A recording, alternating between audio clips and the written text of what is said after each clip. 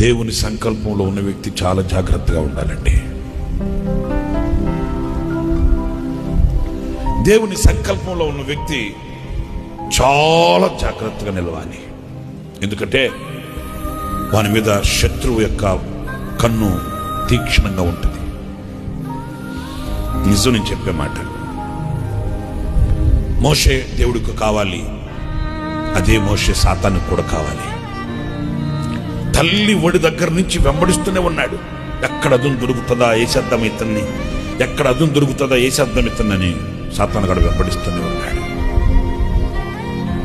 మరి ముఖ్యంగా ఈ రోజుల్లో ఇలాంటి పరిస్థితుల్లో నేను మీతో చెప్పగలిగింది, దేవునికి నీవు కావాలి. దేవునికి కావలసిన నీవు చాలా జాగ్రత్తగా ఉండాలి. అవును, పలు విధాలుగా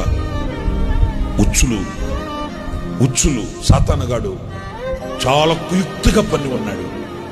మనం చాలా జాగ్రత్తగా నడవకపోతే మనం చాలా పోగొట్టుకుంటాం. నిజమండి.